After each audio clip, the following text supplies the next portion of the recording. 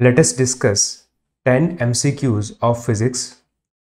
First of all, the statement friction force is a contact force while magnetic force is a non-contact force.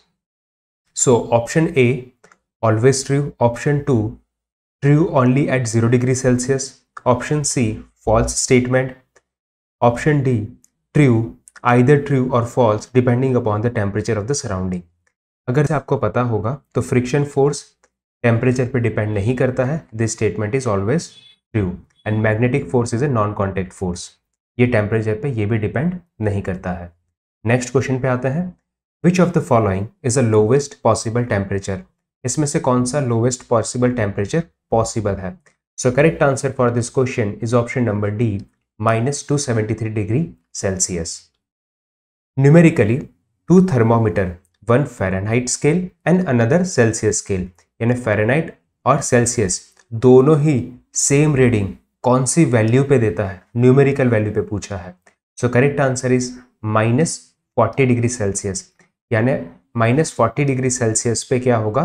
दोनों की scale same reading देगी. Okay, चलिए next question पे आते हैं. Image we see in a plane mirror is virtual and inverted. So option number C is the correct answer. Which of the following are primary color of light? So हमें पता है R, B, G are the primary color. So if you see option number B is the correct answer, blue, red and green. Consider the following statement about the light year. Light year is a unit for the measurement of very large distance. True statement है. Light year is a unit of measurement of very large time interval.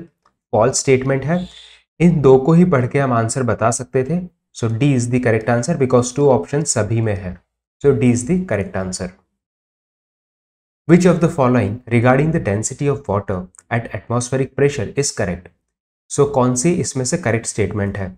हमें पता है 4 degree Celsius पे 1000 kg पर metre cube उसकी density होती है. Right. So if you see here, correct answer is option number. Which of the following pair of physical phenomena and discover correctly match?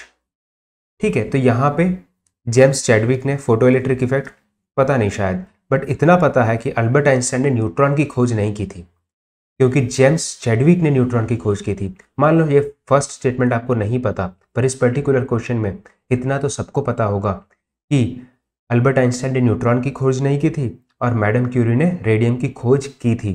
So with this two statement we can say that, so this is incorrect, this is incorrect. So option number D is the correct answer.